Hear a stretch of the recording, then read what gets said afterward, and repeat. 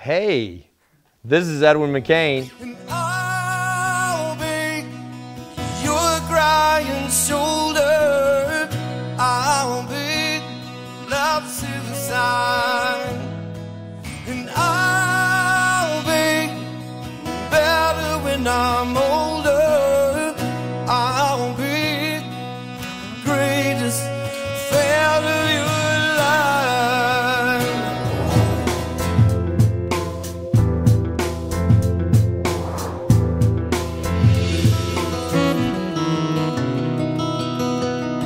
The greatest fan of your life. I was dyslexic and like hyper ADD when I was a kid, so I had a hard time reading.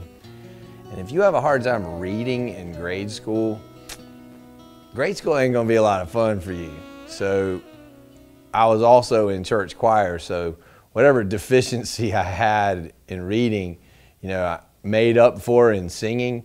And I obviously got some attention for singing, and once you start to, wipe away the negative with something the positive, the singing and music kind of swooped in and saved me from getting picked on in grade school. And that was it, man. It was me and music ever since, peas and carrots. Church choir, man, it's a Southern daycare. My uncle was a student of Eastern Appalachian folk music. They call it old time music, sort of kind of like predecessor to bluegrass. It's a direct descendant of all this Celtic music and this music that the Scotch-Irish brought over from when they immigrated to the Appalachians. And they developed, I guess, what Malcolm Gladwell would call a culture of honor. And it's all sort of wrapped up in the music. And my uncle is a student of this music, and he's been archiving these songs for decades, his whole life. And so he would play these songs and some of them are, like Psychon and all these like really deep, scary, kind of violent songs about what life was like, but all based in truth. And so this storytelling aspect of music was introduced to me at an early age, and in a factual way, like this is true. And you think, wow, man, people are living hard. And so I grew up around that, and my uncle gave me my first guitar, an Epiphone, and I learned how to play some songs. The church lady taught me how to play Michael, Row Your Boat Ashore, and then that was definitely a bummer. So then listening to David Wilcox, I started listening to him when I was 10. And David Wilcox was amazing because he had all his economy of language, and which I don't possess, but his ability to weave in 1,000-year-old parables with present-day situations and condense it into this nice little 4-minute moment. And then Kevin Kinney from Driving and Crying was a huge influence on me musically. And there was a period of time where I was way into Southern California punk bands, the Dead Kennedys and Black Flag and TSOL and Dirty Rotten Imbeciles and all this sort of weird punk music that had, and I think at that time it was the influence that was that it was just music for its own sake. It had no illusions of financial gain or anything. It was just a voice of teenagers, and of which I was one at that time. It was like, this is our thing, and it's unlistenable to the adults around us. And it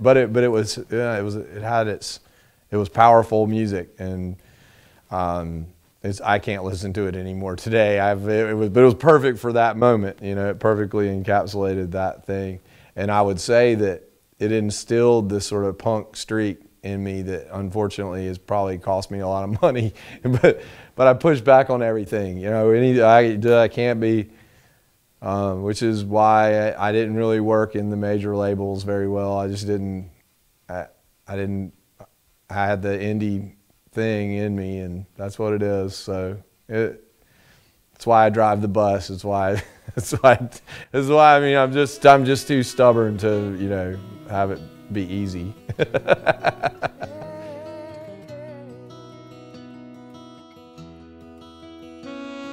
I mean, my big plan was, and you know, I love it when people talk about, you know, they had some big plan for the music business, but I mean, if I'm totally honest, I played guitar at a party one time, and some girl that was way out of my league was like, "Hey, you're cute," and I was like, "Yeah, this is what I'm doing."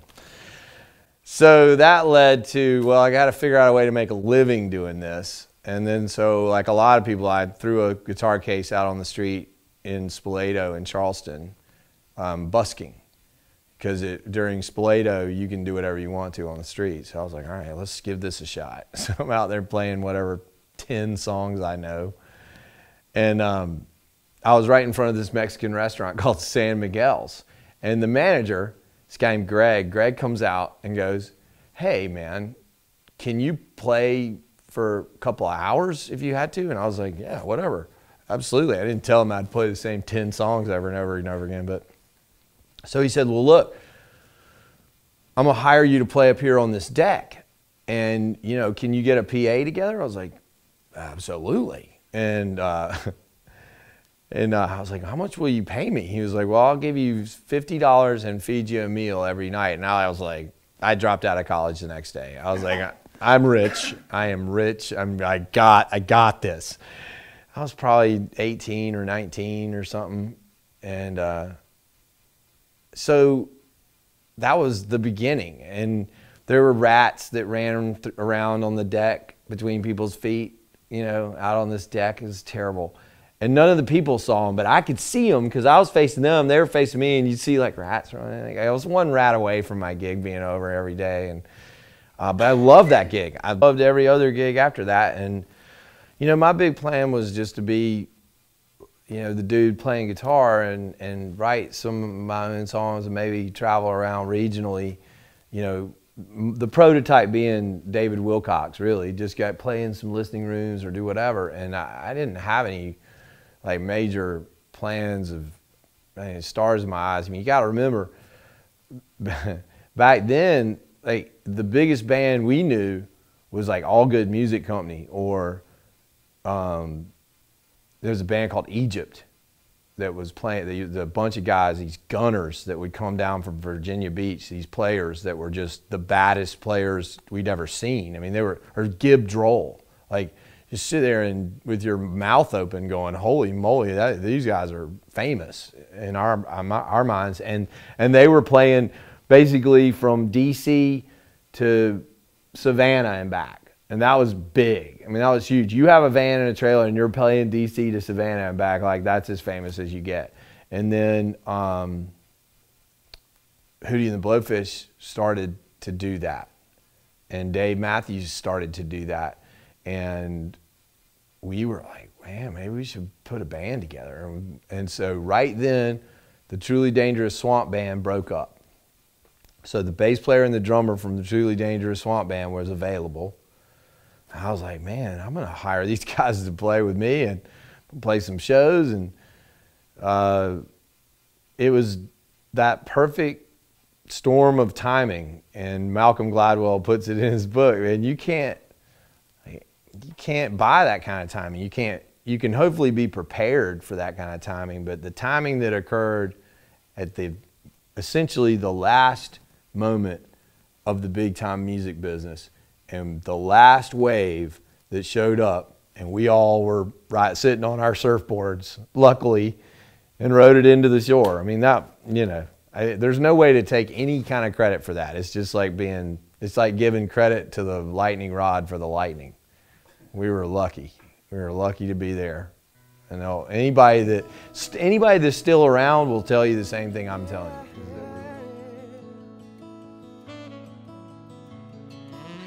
Yeah, I just live long enough to where there's something song-worthy that comes up. And it used to be when I was starting out, when I was in my teens and 20s, and you know, I wrote in these big global themes. You know, you write and you kind of say these things that are these wide-ranging sort of philosophies, and because we're going to change the world. And now I write about sticky handprints that my daughter leaves on a wall, like these tiny little moments or these sort of interpersonal things that happen between me and close friends that ring true. And I think that is the progression of a lot of people that write that into middle and older age. You know, you start to find the poetry in the little things, and it's not so much. You know, I love it when I hear the 20-year-olds like storming out there with their big ideas, because that's what they're supposed to do. Yeah, you do that, I'll be over here singing about handprints. It's just those little things. I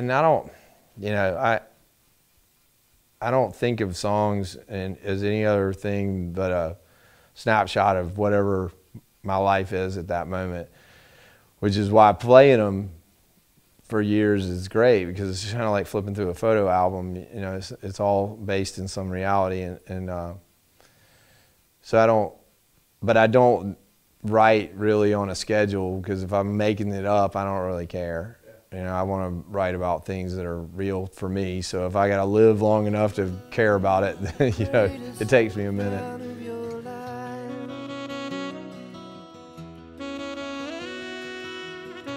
That's a sort of a continuum, an idea that I wanted to get into the storytelling and get into television. At the time when I came up with the idea, the Duck Dynasty thing was monstrous. And I was watching it one day and I was like, man, I know guys that are way funnier than this, you know. And Wayne, I've known Wayne for 20 years. And the first time I ever met him, I was like, dude, that guy needs his own TV show. And what nobody knows about Wayne, because he's all, you know, the lovable hillbilly, is that he was born in Pumpkin Town with spina bifida. And kids that are like Wayne that are born in Pumpkin Town with spina bifida are sort of discarded or discounted. And so he wasn't going to be discounted. And he developed this over life-size personality.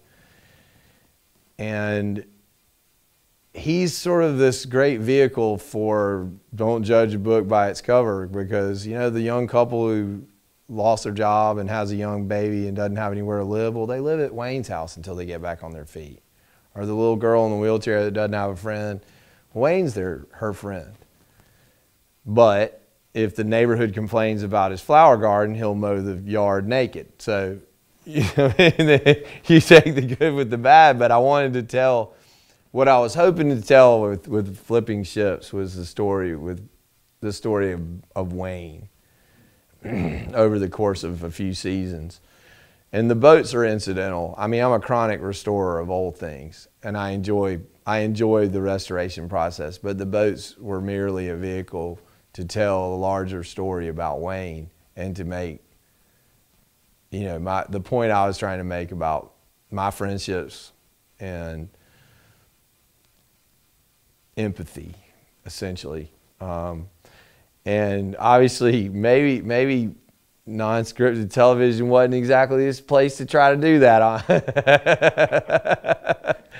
But I enjoyed it. But I really do. I'm a fan of well-written and well-acted television, and I love the fact that you can tell a story over a longer period of time than we're normally allowed. So that was why I wanted to get into it, and I can't say that I'm 100% done with television yet. I have another thing brewing right now, but that'll be up to the ether, I guess.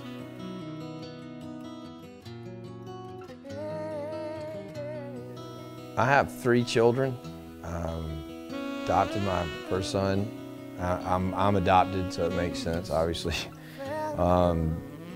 And middle son that's 10 and a half, and my daughter's 7. They're,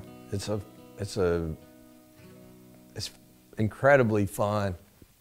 It's challenging because you go from sort of all you got to be really responsible for is yourself, and now you're, now I think of their future only.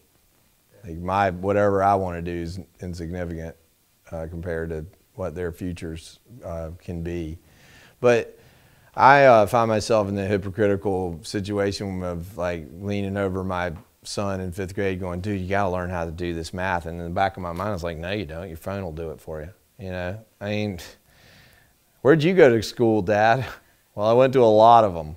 I mean, they've seen me be musical, and they are not interested in music, but they see all this other entrepreneurial stuff I'm involved in. So they see a good work ethic. And my thing with them is, as long as you're happy working, you're not just playing around.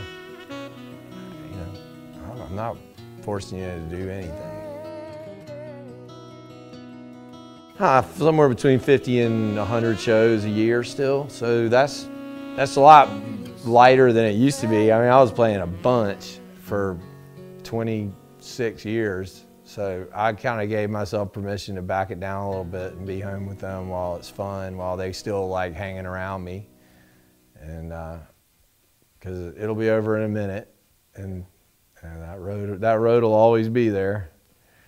And I don't really have any compunction about one day being the dude in the corner of a bar playing guitar. I don't care. I don't have any illusions about that. I'm sure that's what will eventually happen, and I'll be happy there too. So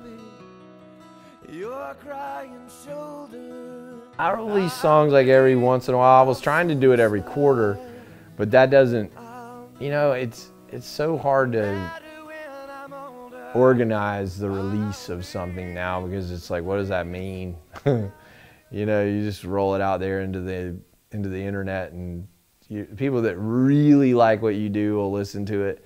But I'm guilty of the same thing people do to me, because if I go hear AC/DC, I'll give you one new song. I mean, cool. And you can play me one new song right at the beginning and maybe one new song at the end, but I just want to hear Back in Black. I want to hear the whole thing. I want to hear every song on Back in Black. And I'm sure that's a bummer to, Angus and the boys, because they released, 15 albums or whatever it is. And so I get that. Like, I know that when I go out to play, like, if I go out there and go, listen, I'm going to play an hour of new songs, people are going to be like, no, don't do that. I want you to play the songs I like and the ones I've been listening to for all these years. And so I get it. So I don't place a lot of